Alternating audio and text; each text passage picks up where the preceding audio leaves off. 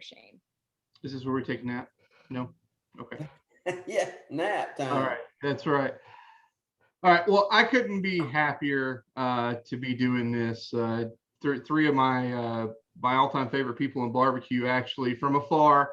One of my earliest memories is the first time I met Dave at the Royal, and I was like, I had a beer with Sweet Baby Ray. It was awesome. He doesn't remember that, but I do. But that's the whole point of this, is that we want to get kind of behind the scenes with some of the true legends of barbecue. And we got some questions here, and I want to leave as much time, space, and opportunity for you guys to tell your stories, because to me, man, oh man, this last year, I missed getting together at like the conference and just talking, right? One another, hearing those stories that you can't hear anywhere else, those ones that we'll never write in a book because they may be partially illegal, but those stories you get to have, slapping each other on the back, wishing each other the best. That's what NBBQA is all about, and helping one another. And we couldn't do it without you three. I mean, you're some of the first that started this organization, and we wouldn't be where we are without you and many, many others. But before we jump right in, I want to pay some bills real quick. And B&B Charcoal was very gracious in supporting us as far as the organization. So if you guys are not B&B Charcoal fans, I go get a bag. It's some of my favorite stuff, but we all know that not all charcoal is created equal. There's a lot of companies that have sprung up by the dozens this year. No one really knows who they are or where their charcoal comes from, it seems like.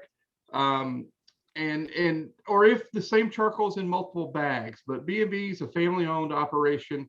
It's been in business from Texas since 1961. Think about that, 1961.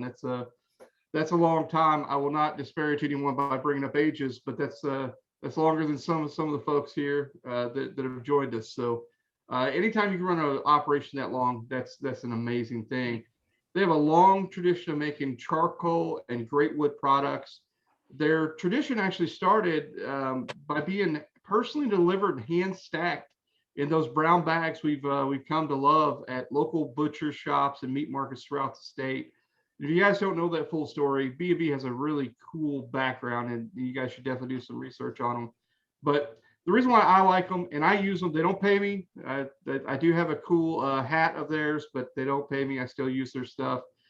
They hand select the highest quality wood from private farmers and use a special process to create their charcoal and wood chunks. And this process really is a difference you can taste, in my opinion. I think it really adds a lot more flavor to the end product, to your food. And you can tell that they are going the extra mile for that quality. Their product produces consistent BTU, predictable smoke, and it just burns hotter and longer and has less waste than most of the other products out there. So if your outdoor tradition and cooking traditions like mine, and it's about family and friends and good times and of course great food, then go by Academy Sports or Ace Hardware. Get yourself a bag or 5 of B&B charcoal. I personally love the green bag, their hickory lump. When I get down to 2 bags, I start having sweats and convulsions, and I have to go get 5 or 6 more. I keep it in stock because I cook just about everything with that green bag. So B&B charcoal, check them out online. Get you some at Ace Hardware and of course Academy Sports. All right, bills paid, Barbara. We're in there.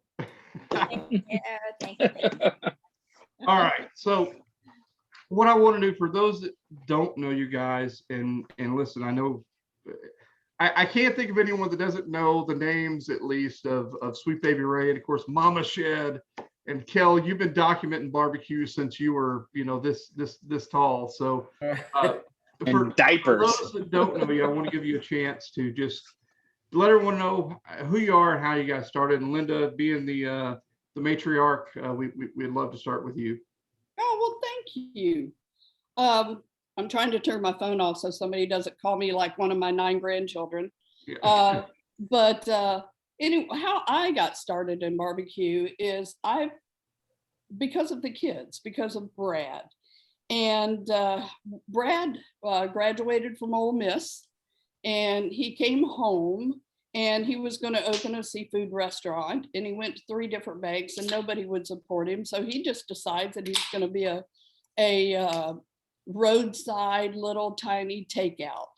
And I had been in marketing for years. The first thing that I learned how to market was myself. Believe it or not, I used to be a professional clown magician back in the day. That's why Brad's so crazy. And anyway, they needed help.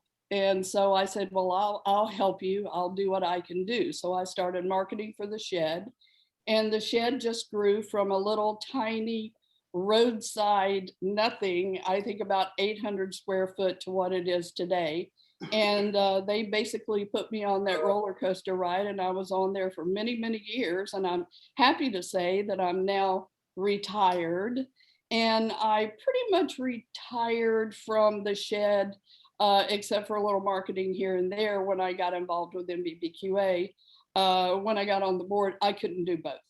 Too many hours, not enough hours in the day. Too many hours had to be spent to help other people in barbecue. And that was through NBBQA. As many members on this call are also members of the board, we can all, one, we appreciate your service, but 2, can attest to the many countless hours that happen behind the scenes to help everyone who would like help. So Thank you. I sure tried. Dave, Failed a lot. yeah, you fail your way to success, right? That's right. Dave, your story is one that is literally legend. I've heard about 4 different versions of it, but we want to hear the real version, or if not the real version, the funny version. What do you got? I would say I have 2 stories. One is my barbecue sauce story, and the other is my barbecue story. So my barbecue sauce story is simply that from winning a rib contest in Chicago, coming in 2nd place, we incorporated with $2,000, barely a high school education, and a dream. And from that story, I'm able to say that I'm living proof that the regular person can make it in the business world, because I wasn't, and I still am not anything special. I'm a regular guy, and it pleases me that it doesn't take very long for people to realize that when we have dialogue. And then my barbecue story is after we sold the business, I read Amy and Mike's book, Peace, Love, and Barbecue, and was absolutely blown away by it. And having time and money at that point in time, I managed to get to all 4 major barbecue markets 2 different times, going to a lot of the places that were in the book. And I will say one of the absolute best benefits of being Sweet Baby Ray is I can go top to top in a lot of barbecue places and meet the guys and hear their stories. And in Peace, Love, and Barbecue, that's what that book is about: people's stories. And it's just what was life changing for me, and that got me into NBBQA and my first conference. Just meeting people and learning about barbecue and hanging out. For me, it's all about the peeps, absolutely positively. And then as the years went by, you would go back and you meet new people, but to renew old friendships. And it's just unbelievable that you can meet so many different people from so many different parts of the United States and further, and have this thing in common that is so enjoyable for everybody. Yeah, this is, you being inside, we forget how special it is until you step outside. And then it's just amazing in all of barbecue, whether it's competition, it's NBBQA, whatever it is, how much everyone wants you to succeed, even though you're a direct competitor a lot of times. So that's one of the best parts of all this to me. Kell, I don't think a lot of people know your story as much, so I'm actually interested to hear how you got sucked into this world. Man, well, you hit it on the nail. You hit the nail on the head to start with earlier. I mean, I was pretty much born into this deal. As an early teenager, my dad and his fishing buddy, a local dentist, they always went fishing together, hung out, and our families always got together and cooked. But there was a small deal, a spinoff from the pig jig. Everybody knows about the pig jig down here in Vienna, Georgia. But there for a while in the middle 80s, they did spinoff regional contests. And if you won one of those regional contests, you got a free ride in to the big pig jig. And sure enough, that thing come to Douglas, Georgia.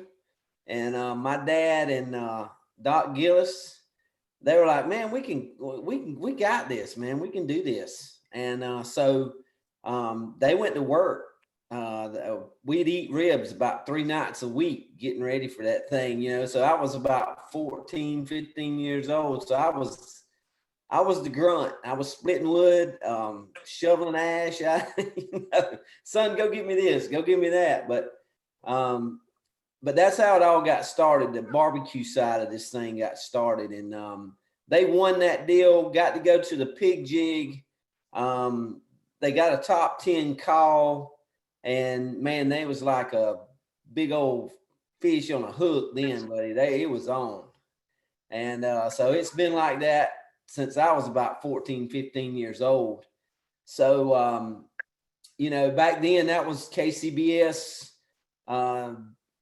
Just getting started. We didn't hear a lot about KCBS till early 90s. You know, they started kicking around down in the South a little bit, up around Tennessee there a little bit. But once my dad and Doc Gillis got going, man, they got crazy with it. They wound up going Memphis in May 3, 4, 5 times. And then they finally realized my mom owned a newspaper here locally. So they realized at that point, there was nothing to tell them where more events were coming, because at that time, competition barbecue was growing leaps and bounds. It was Memphis Barbecue Network now, but it was Memphis in May. Actually had a series of contests now, much like KCBS, but and that was the series that was down here that we knew about, because Vienna is only an hour from us, where the big pig jig is. So that's kind of how we got started. We run the printing press. Since the very first barbecue news, I was in the back seat. Daddy and Doc and those guys, they were the ones on the front end going out. And, you know, we talk about my dad and Doc a lot, but a lot of people don't know this.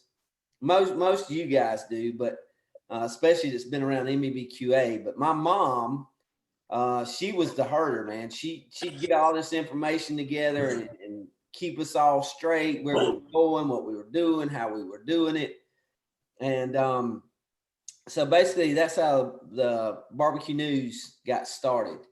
And Doc Gillis would go and write and do all the stuff and put it together. And then I was just a part-timer back then. I was still in high school. I didn't graduate till 89. But we would run the printing presses with all that information, where they had been to Memphis in May, and then they had been down to different contests, different places. I remember the very first Jack they ever went to. And I got to stay up late, and you know, the Jack's always been a dry county. You know, you're not supposed to drink a lot down there. You can go up on the hill, and but not down. But so anyway, I stayed up late tending the fires, and I remember that the first time I got drunk. That's where I was at. I found an old liquor bottle out there by the stack of wood they were burning. And I was supposed to be keeping the fires hot, but I wound up staying warm that night anyway. But since then, man, that's how it all got started. I was a grunt running a printing press, watching a barbecue paper once a month come through. And then 2004, I was ready to do something a little different, and Daddy and Doc were ready to fully retire and do something a little different, go fishing a little more.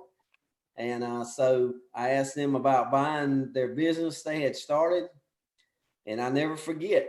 They sit down. They said, "Son, I'm just going to tell you now. I don't think you'll ever get rich doing this. But if you go away hungry, it'll be your own fault." And that ain't no lie, because that has been the truth. And if you look down, Linda was talking about her waist growing or whatever because of the COVID thing. I weighed about 120 pounds about that time, and I'm a long way from 120 now. And that's Successfully So am beat. That's right. Well, you know, Linda touched on something about failing your way to the top, and you know, I've experienced it where you kind of show up, you arrive one day, and everyone thinks you've never had a bad day, and everything works out every day, right? But the reality is that's not the case. A lot of us have had some significant failures. Some of us had to restart. You know, I've personally have restarted a couple times, but it's just persistence matters. One of the questions that I wanted to touch on was, can you give us a failure story you can share? And what was the lesson you took from it? And Dave, if you don't mind, we'll start with you, sir. I would say when I first started out in the barbecue sauce business, I didn't know nothing about nothing, that's for sure. And I was going in trying to impress people. So I literally was trying to be more than who I was. And I had not little to no success. I had no success. And somewhere further down the line, somebody explained to me that just be who you are, just be yourself. And that absolutely helped me and turn things around and wizened me up in a verbal sense of the way. I still had so much to learn, because when you get into business, you have to wear every hat except the hat that got you into that business. And I'm still poor at talking in front of people, and I just the more I stammered and didn't get my information out coherently like I wanted to, the more people took me for being sincere, which I was indeed. And then at some point I got a sheet of paper together that said list of common objections. So as I was not getting the results I wanted, I could look at my little sheet and start getting it together as to what I should be saying to people to catch their attention in a positive way. So that was a big problem right out of the gate for me, and that's my comment about that. That's awesome. Mama Shed, you probably got to be one of the most patient people on the planet. I know your children. Amen, brother. And I gave birth to them. Yeah. That's right. That's right. You raised them. They are who they are. Yeah. They didn't fall far from the tree. Hey, they were raised by a clown. Think That's about right. it. Give us some learning on that Okay, topic. well, here's looking back at the Shed's life, and you know, you have to remember now you're talking to somebody that has never lit a barbecue grill in her life. I just fell in love with the mud, the blood, and the beer and the people. And as I was helping in this whole new world of barbecue, Brad and Brooke, the one thing that I couldn't, and thank goodness that I didn't get it across 100%, but one thing that I really could not get across to them, plus when I was in NBBQA, is telling people to be content. You reach a point that why do you want to branch out? What's the reason why you're not content enough when you have an extremely successful restaurant? Do you need to open up another one? Or do you need to go on the national shelves? Now, if it was me, they would still probably be in about a 1,200 square foot little tiny shed. So I'm glad that they didn't listen to me, except we all have learned and taken a beating. I mean, we gave a presentation for NBBQA one year and told our failures. I remember that. Yeah. That presentation made a big mark on me, just sitting there and having you recount, the losses, the physical disasters, the rebuilding. Yeah. Everyone assumes it's just easy. Oh. None of it's easy. No. But sometimes the only choice you have is to get up and do it again the next day. Yeah. There's another lesson that I think, well, other than find your place of contentment. And if you, I think there'd be a lot fewer heart attacks and ill health in people if they could just be content. But another thing is, when I experienced with the shed, is the people who come into a successful business and claim that they know how to get you to a further place. They know how to franchise you. They know how to get you on the shelves. They know how to do this, that, and the other. Be careful, because no one should run your business but you. And if you hire someone, do not trust that they are doing exactly right unless you're at the wheel and you're watching and listening to every single thing.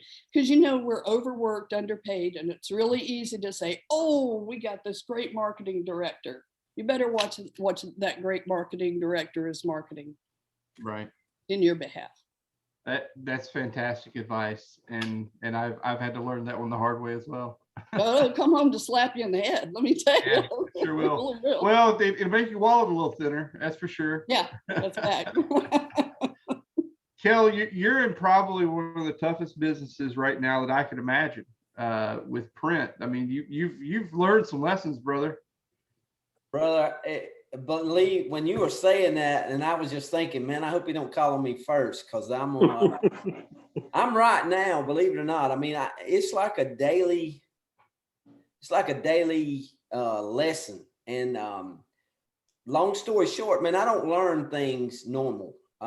So if you give me a book and tell me how to go and run this business, it's not going to do me any good. I can read that book 1,000 times, but it's not going to sink in. But if I go and watch you put a pit together, whatever, nuts and bolts, man, you can leave me alone in about an hour. I'll have that thing figured out, because I've seen it, and then I can do it. That's one of the things that attracted me so much to NBBQA, was every one of these people are willing to go the extra mile and show you, not only show you the manuals and the documents and the paperwork and all that, the nuts and bolts, they'll actually give you the screwdriver. Hey, no, you need a Phillips head screwdriver, not a flathead screwdriver, to turn this. So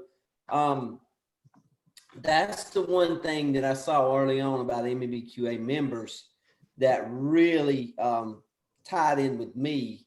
But with my business now, man, I wake up every day and it's something new, trying to figure out, what I need to do to survive, to keep going, because it's crazy, man, with the print thing.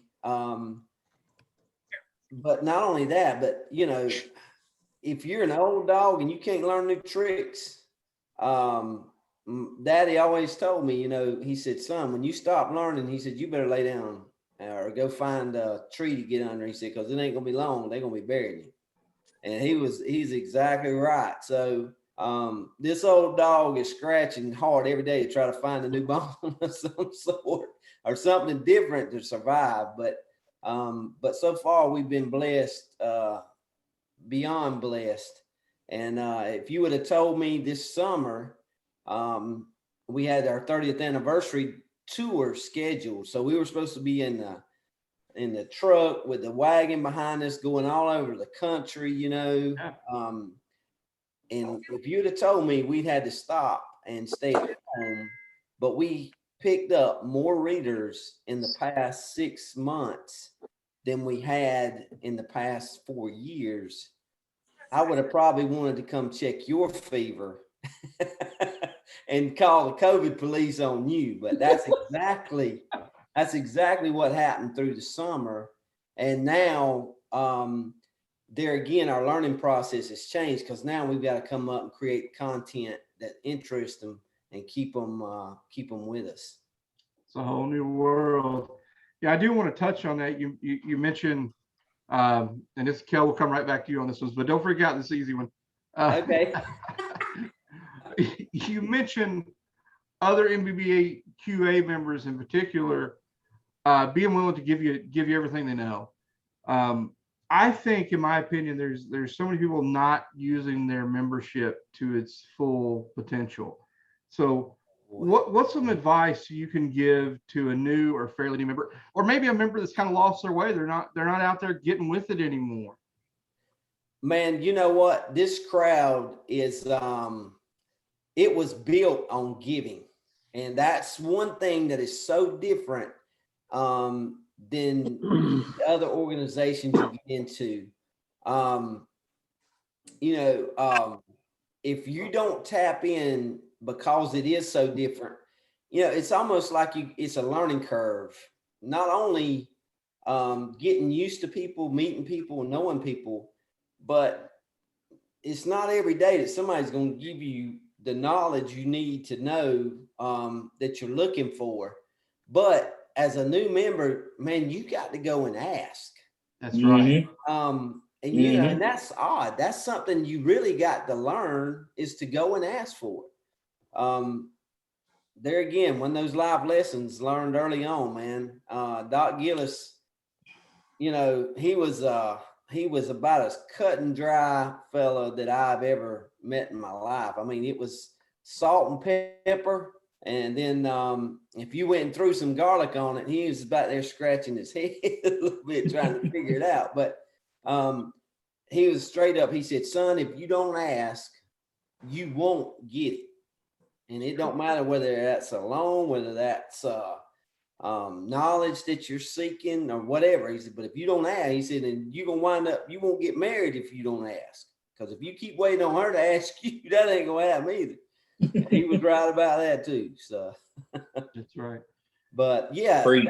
that would be my advice, man. Just go utilize the membership. We can put all the information and help we want to on the on paper, on documents, on the website, but it's what's between the ears of these members is what makes up NBBQA, what makes it different. Yeah, Preach. I couldn't agree more. So, Miss Linda, how about you? And can I make a comment on that? Yes, ma'am. I'd like to turn that right back around and put it right on the backs of the members of this association and the board of this association. Is you have to be willing to reach down and help people and reach out and get them and be that person and that stepping stone that they need. I went through a period of time when some of our guys and gals that had been coming to NBBQA for a long, long time, and they became very successful, and they felt as if they didn't need NBBQA any longer. And the saddest point, and the point that I would call them and make to them is, if you have learned everything you need to learn through NBBQA and you are the success you want to be, you need to be at NBBQA to help those that don't. That's right. And that's the challenge. That's the heart. That is the reason I got into NBBQA. Is I sat on a couch the very first I think it was in San Marcos, it was in Austin, the very first one that I ever went to, and I listened, and this is what made me fall in love with NBBQA and realize the mission. Is I sat across from Mike Mills, and this young man came up and sat down beside him, And I heard him say, and I didn't know Mike Mills from Adam's House Cat, but I sat there and I listened to this young man say, you know, I don't know, I just cannot cook a good brisket. He said, and he went through all kinds of things, and he was just about crying. And the legend said to him, tell you what, you tell me how you cook yours, and then I'm going to tell you how I cooked mine. And what he did, this young man went through all of these failures and all of these different stories. And Mike just sat there, and he did not interrupt him. He did not correct him. He didn't jump in and say, that's what you did wrong. He didn't say a word. Then when he was all done and he got it all out, Mike turned around and said, well, son, let me tell you how I cooked mine. Well, I don't think that young man knew who he was talking to. Right. And so I had the vaguest, idea of who he was. I followed that young man down the hallway and I said, I don't know if you know who you were talking to, but I hope you took good notes. And from that, on the way back to that couch, I said, I have to be a member of this association because I don't know anything about barbecue, but I know a little bit about marketing, and maybe I can help somebody struggling opening up a business. Yeah. That's what NBBQA is all about. You're exactly right. I think if we went around the room, everyone has a similar story in some way and if and I would venture to say the majority of those probably involved Mike, but everyone has that person, and that just, I don't know, they set you on the right path for whatever reason. You bump into them and things are different from that point on, and that was what NBBQA was for me. And when I figured that out is when I realized I've got to get on the board and I've got to give back. Yeah. That's the challenge. Yeah. And like I said, I want to turn it around and lay it on every member. If you think you know and you're the success you want to be, start teaching. Thank you, Linda. Yep. Yeah, Linda unfortunately is why I'm in the president's position, but a very similar story.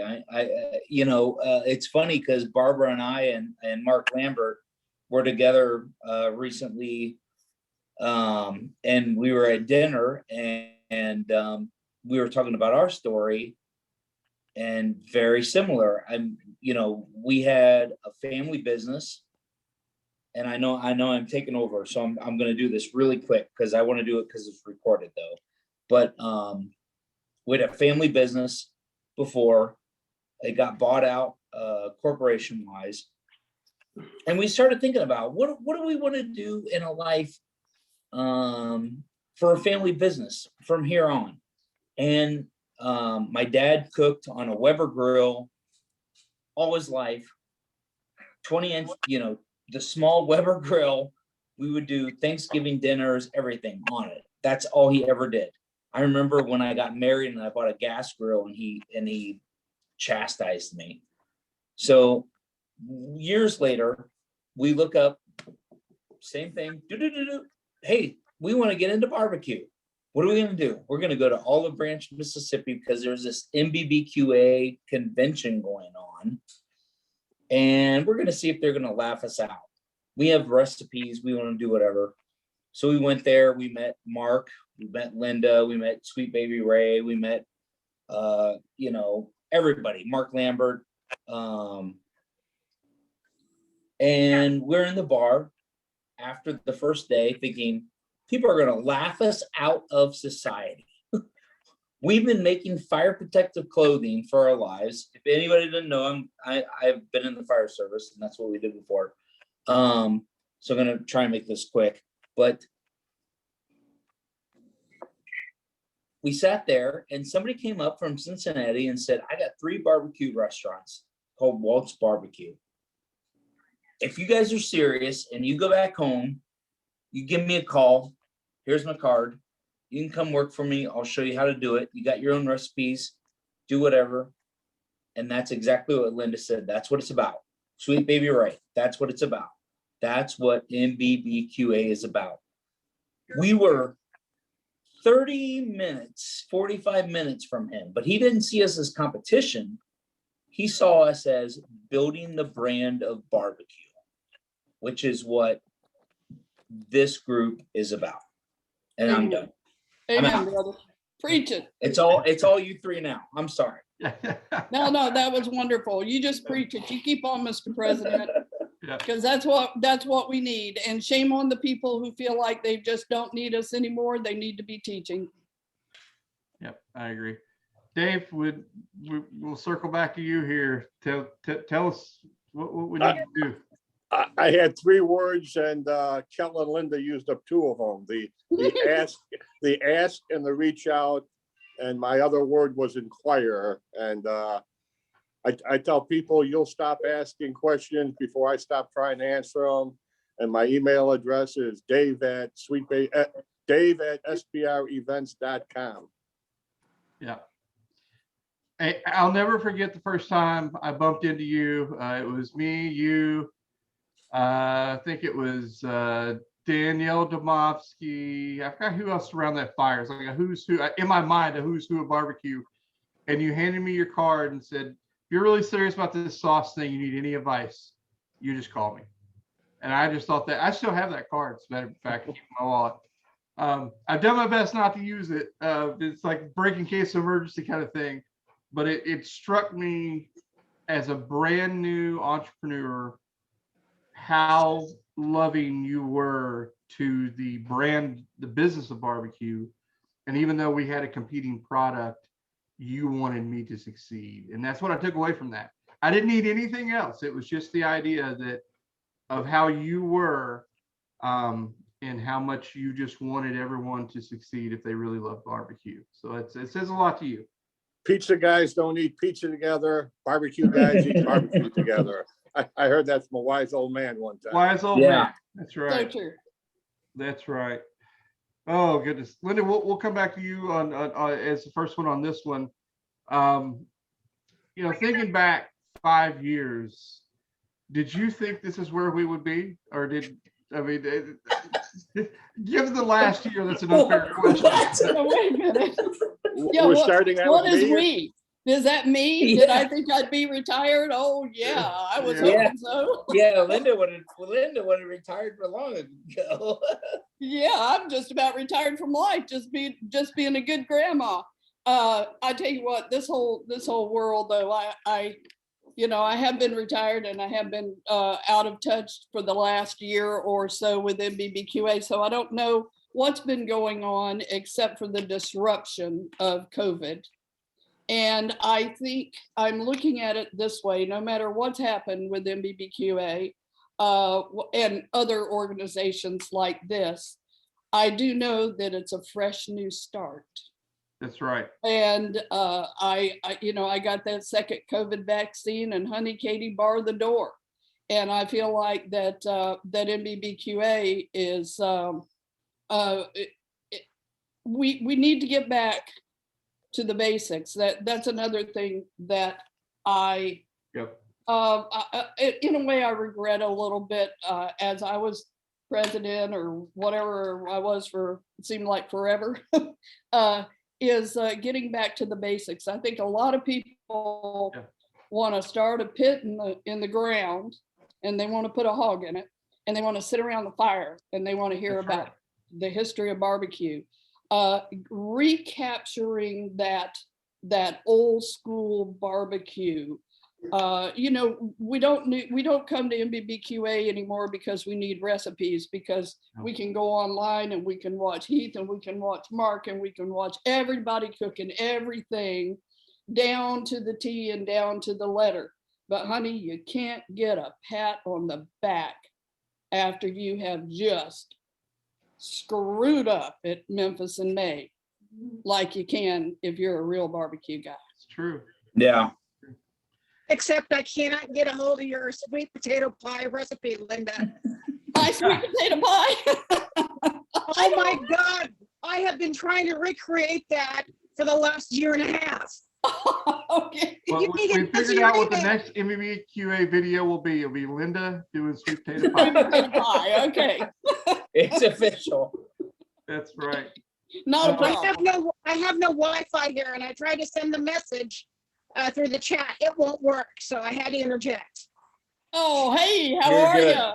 It's all good. All good. Dave, how about you? 5 years ago, is this where you thought you would be?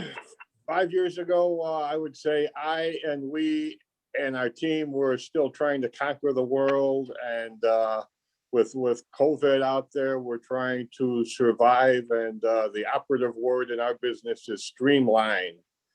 And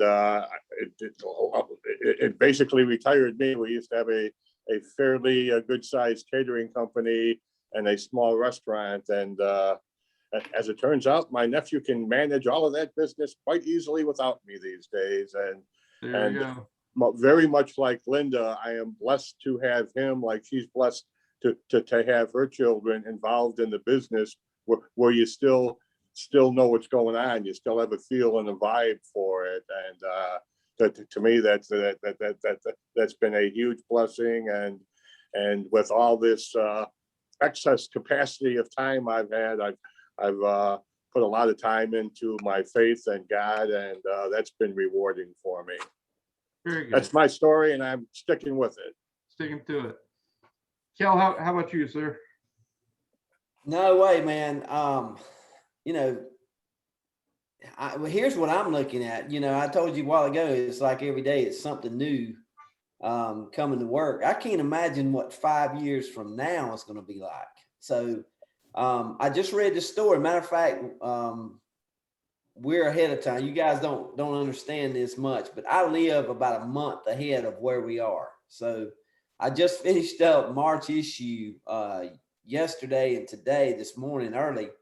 But I pulled a story. I didn't have room to run it, so I'll share it. But anyway, Bill Gates, the fourth richest man in the world, tells us now, I was reading an article, doing some research, that we will all get used to the taste of manufactured beef or, Yeah. all that. So, we talk about every 5 years. Yeah, nope. And I had that all figured out. But the one thing to know is that this cat, he made that comment when he was plugging his book. But he also now is the largest owner of farmland in the country. And actually he owns close to 2,500 acres, not too far from my house down here in South Georgia. So, he's got plans to do some kind of something farm wise coming up. But with the electric vehicles, plant manufactured beef, I'm going to think about what's going to be happening in the next 5 years. That blows my mind, and even think about what I was thinking 5 years ago, where I would be at. Yeah. My wife tells me I can't even remember what I eat for breakfast this morning.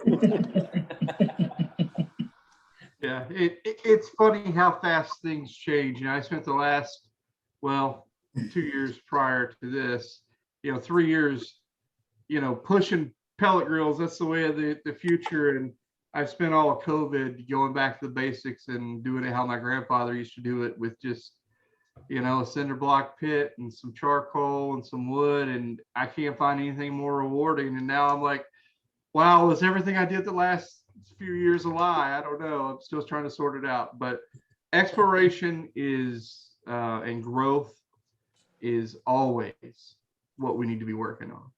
So it's how we're always going to get better. So No doubt. we're down to about the last 15 minutes. If you guys are okay going to 7 o'clock or to 8 o'clock, depending on what time zone you're in. If you got 15 more minutes, we'll do 2 questions, and then I won't hold you anymore. But there's a lot of great questions on here, and man, I could talk to you guys for literally, we could do this 5-6 hours. Yeah, we could do this Tired forever. of it. This is kind of a softball, but over the past 30 years, what has been the best part of being involved in NBBQA? And I think we may have touched on it a little bit but you know, I give you a chance to kind of think on that one for just a second. But I think will be a very similar answer for all of us. But Dave, do you want to kick us off on that one? Friends, relationships, barbecue, and I would say for sure for me, renewing old friendships. It was interesting to hear Linda say that Austin was her first convention. That was my first convention. I thought she was like some old established pro. I didn't Are you know calling me her. old? Oh, Austin. I didn't know her Austin. at all, Yeah. but I had seen Brad on the Regis Philbin show. I think he won Best Sandwich in America or something. And I saw this little orange-headed boy with the biggest, fattest smile I ever saw in my life. And when Linda came in, I heard her do a presentation with Amy that year, I think, and it was just spectacular for me. And people talked to me, and I got to talk to people. And 10 years later, to be able to say I know some of those people intimately, and the level of true, honest love that's there. It's just I've had many life experiences. I haven't had that many life-changing experiences, and NBBQA was a life-changing experience for me. Yeah. I agree. So, Yeah. Cal, how about you, sir? Man, 30 years. It goes fast. You know, I think the family aspect, you know, like Dave was talking about, you know, renewing those friendships, but you know, the family keeps growing. You know, if you watch a family, you know, you see as we get older, it gets bigger, or it should, with youngins, great grandkids, and we spread out friends and all that. But the barbecue industry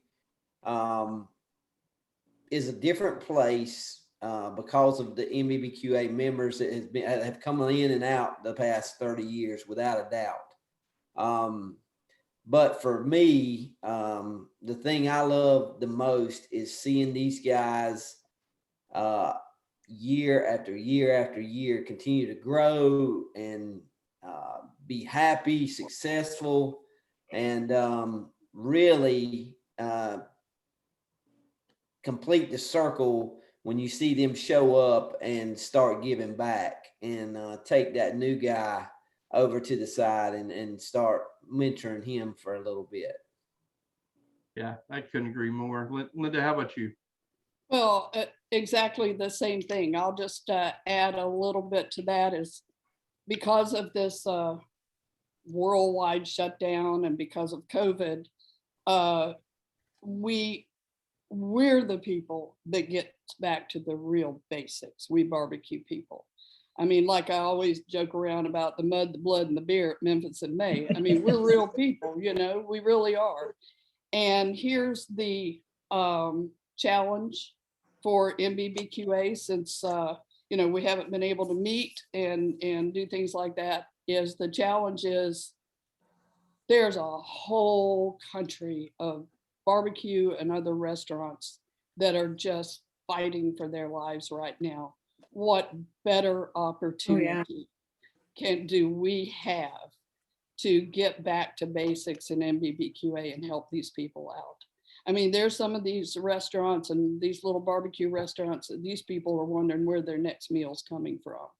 So, you know, it's a bright future for NBBQA if we get back to just helping people sincerely. You know, forget we don't need a whole bunch of money to help people. We need people to help people. So getting those memberships up and getting people that are hurting and struggling so hard just to have a shoulder to cry on, man. And if we have to have a conference in the middle of a field and dig a pit, I think that would be more important and more, I think we'll all feel a lot better if we can reach out to people that way. I really do. The one thing before we end, and I'll quit talking here, is I wanted to just say, I just wanted to mention a few people, and I don't have to do this right now, that have been the people who made this association work over the years. So whenever you're ready for that, I'll name some, and then Kell, you can name some. Dave, you too. But I think that they're well worth remembering. I will never stop appreciating how genuinely diplomatically fierce you are with how you handle things, and it's a lesson that I think we all can take. So I'll say this: I was going to avoid this last question, and if you don't want to answer it, you don't have to. But I'm going to answer it just because it's on my heart. But who are some of your heroes that made you, because they made an impact on you through NBBQA? And my list is long because I have multi-generations of it, but I'd love to hear who made the difference for you guys. And Kell, we'll start with you. Man, it's a long list, brother. Long list. Early on, I already mentioned Doc Gillis, and of course my dad. My dad was a founding member of NBBQA. Him and a group of other guys saw the need to start a association to bring all aspects of barbecue together. Originally, it wasn't just the business side, but it was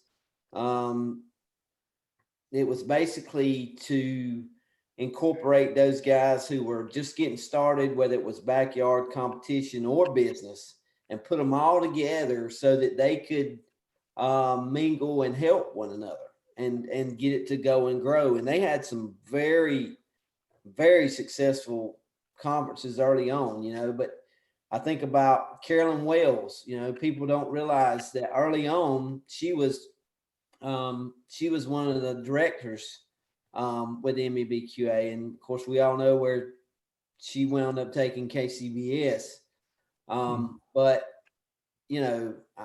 golly, man, there's so many of them, and I'm almost afraid to start listing them because I know I'm going to forget some of them. But I'm thinking Bonnie and Ruben Gomez for years and years were troopers. I'm thinking Jim Tabb, some of those older folks who I never forget, man. The first this is no lie. You want a story? This will be the one. About 5 years before the McRib sandwich come out, Jim Tabb was in a deal at the University of North Carolina where they were actually processing pork, much like they process chicken to make chicken nuggets. And they had stamped out this pork product that looked like a boneless rib.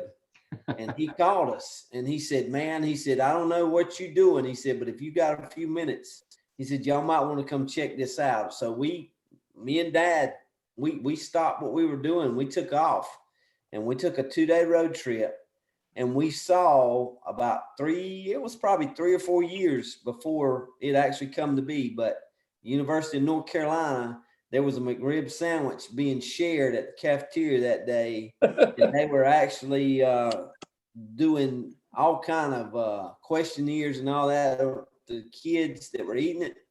And Tyson Foods bought that thing, and now the rest is history with the McRib sandwich. But things like that, man, we've been blessed through the years to see and meet a bunch of people who have seen and saw a lot more than we ever have, and we're just honored to kind of be in the middle to hopefully carry on to the next generation what we've seen and learned from here. Yeah, 100% agree. Vic, on the website, I need you to release that Kell Phelps' biggest influence is the McRib. If you can do that right now, I'd appreciate it, brother. Well, that's a statement, Kell. Yeah, that's right. Linda, I'm going to say that's going on Facebook, Instagram, and everything. We've got 20,000 followers on There we go. and I'm going to tag McDonald's as the official. The B&B McRib. So not only is the NBBQA the authority on barbecue, and Kell Phelps prints the authoritative paper on barbecue, McDonald's can put that in their cap. There and you know go. that we are the responsibilities for their McRib sandwich. There you go. Dave, I want to go to you next, and Linda, I'm going to wrap up with you. Unless you had final word. Well, before I start, I just want to comment on Kell, that processed piece of pork. What a great vehicle to deliver the Sweet Baby Ray profile. You win. Amen. Welcome to the show right Smother it. there. So my list, I thought about a little bit, and I came up with a mere 26, of which 25 were off the top of my head, and my nephew helped me with my last friend. So I'll start with the women: Amy and Linda and Diva Q and Phyllis Strouder and Leanne Whippen and Melissa Cookston and Carolyn Wales, and then Denny, Mike, Pat Burke, Kell, Mike, Harry Sue, Heath Hall, Kevin Coleman, 3 guys from Chicago, Charlie Robinson, Big Ed, and Barry Sorkin, Famous Dave, Tuffy Stone, Chris Lilly, my nephew and my nephew Deuce, and my brother Larry, who created Sweet Baby Ray's, and last and as significant as anybody on my list, Venzel Mears from Taylor, Texas, who is the oldest known guy in barbecue to my knowledge. And Yes. I met him 3 times, and it was end of the day, 5 o'clock. I had been to like 9 or 10 barbecue places in Texas already.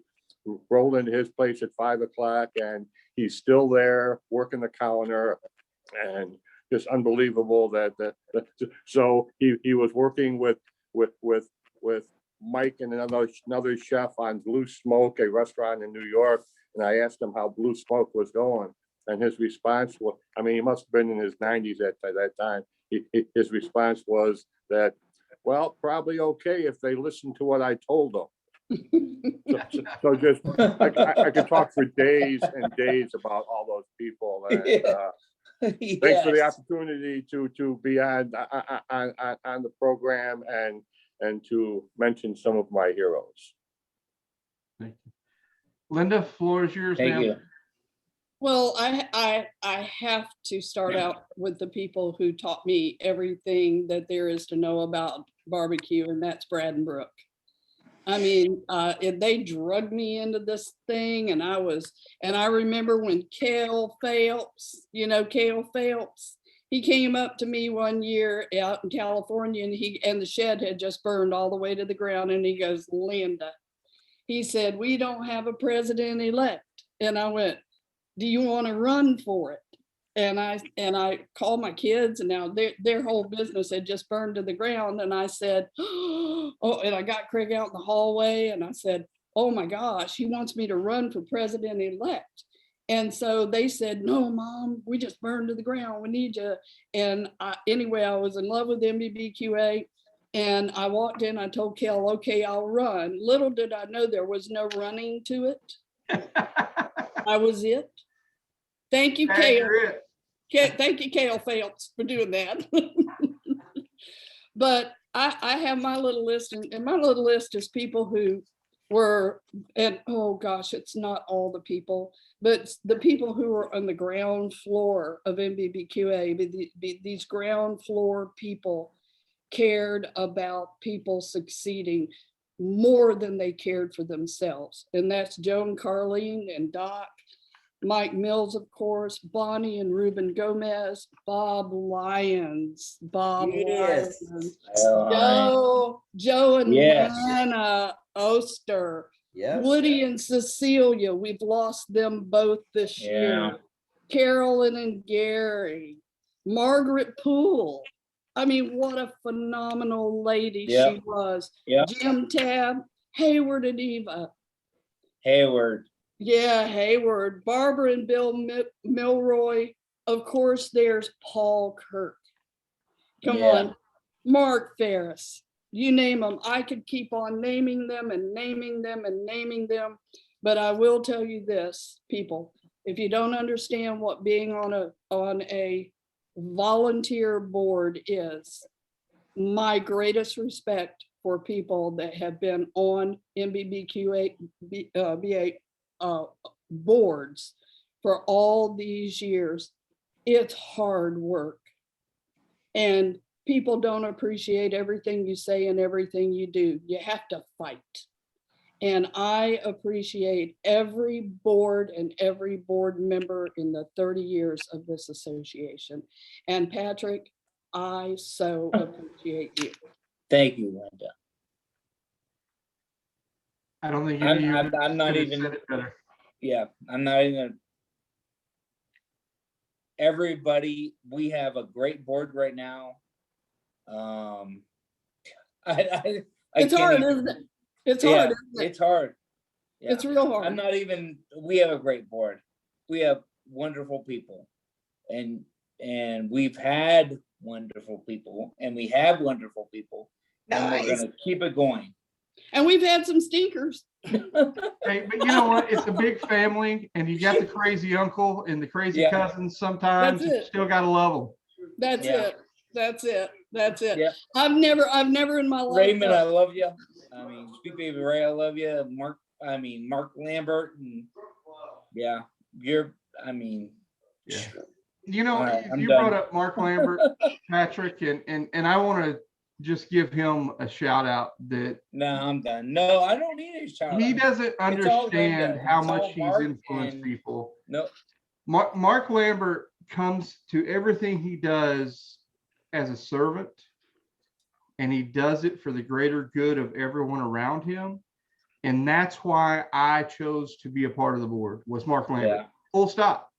I saw how much he gave and gave and gave and thought, man, I got to get some of that. I just got to rub elbows with it. It's got to stop. but it's being not. about It's me. not Mark. It is Mark. Mark's a ton of it, but it's Linda and it's Sweet Sure. Baby and But Mark it's wouldn't be Mike Mark without and it's- NBBQA. It's yeah. No, it's us, and it's you, Yeah. and Yeah. it's Barbara, and it's Jason, and it's Mike, and it's yeah. So I'm- Patrick, we have Yeah. the greatest, you have in your hands, you have the greatest opportunity. How have you done this to me again? I know. You have the greatest opportunity in the world to come out of this and resurrect NBBQA after the COVID, and the greatest No, we'll opportunity in the just- world. There's thousands upon thousands upon thousands of hurting restaurateurs out there. This is your time to shine. Well, this is it. Yes. Whether we have the convention or anything else, you call us, we'll help you shine. Sure. I agree. Well, I want to leave with Barbara coming in as the new president. Patrick gets to dodge a few more arrows. It's funny to your story, Linda. I had the same thing happen to me about 2 weeks ago. They're like, "Hey, how about this president-elect thing?" And I was like, no, you're talking, not me, you're talking to somebody else. And they're like, no, you. I'm like, it's funny how it always comes full circle. But what I love about it is it's always done from love. But I want to allow Barbara the chance to wrap up the show, because I know we're about 5 minutes past where we wanted to be. So Barbara, floor is yours. And when you're done, we're done. Okay, well, thank you so much. I mean, Linda and Dave and Kell, I mean, y'all have a special place in all of our hearts, and that's why you were selected to be on this panel. We can't thank you enough for everything that you've done for NBBQA, but also the industry of barbecue. And we are grateful that we can still, call you. We always call you friends, but it's even better to know that we can call you if we need some advice. And we appreciate all the members that are on. And I noticed that, David and Brett from Prairie Fresh and Seaboard are on. We can't move forward a lot of times without our vendors, our sponsors, and people that, help us, fund the NBBQA and their participation as they're working on some educational things that we can bring to everyone, since we can't meet in person. We are working on some opportunities to bring some sessions to y'all, and what that looks like will be over and be told in about a month or so. But like B&B, I mean, are just, you know, we're grateful that they sponsored this webinar tonight. And so we, you know, in the article that Kell is bringing, working on now for next month, it's what's great about what I've learned in my time is that the barbecue industry is great at welcoming everyone, young, old, male, female. And that was a testimony tonight, just from your knowledge and just what you provided. And so we can't really thank you enough, because it's because of y'all that we are continuing to be able to do what we do. And so we appreciate your support and appreciate everyone else's support on this Zoom call to get us through to hopefully another 30 years.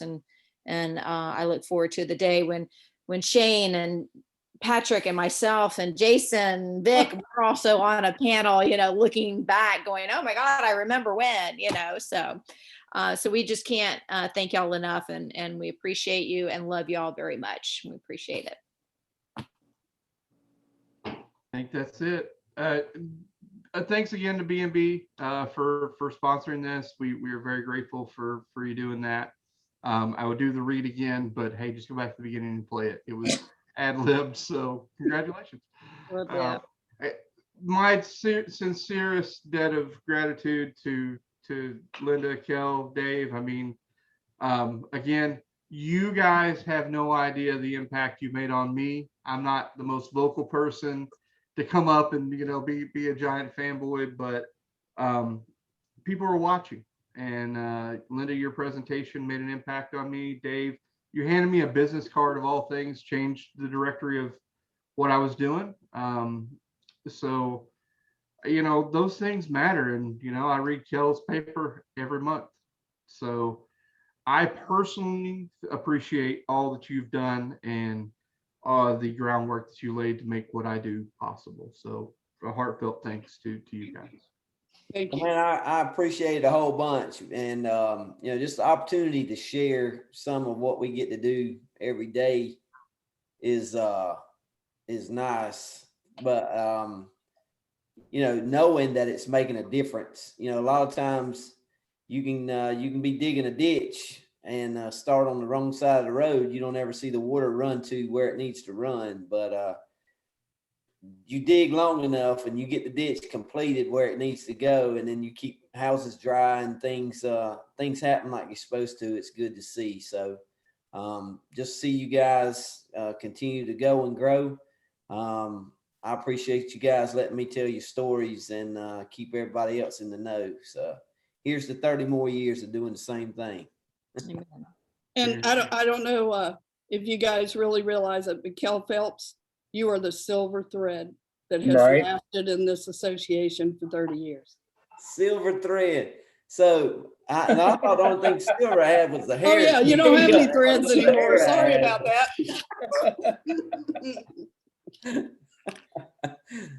All right, everyone, thanks for joining. Thanks for hanging out with us. If you didn't get to see this live, you need to ask your questions.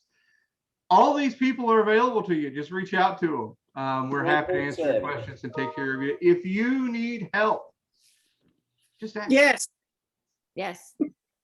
Right? Admin at NBBQA.com. Sammy will make sure we get any questions and pass them on. All right. Thanks everyone for joining. Till next time. Thank you. Great to see All right, everybody. guys. Appreciate it. Have a good one.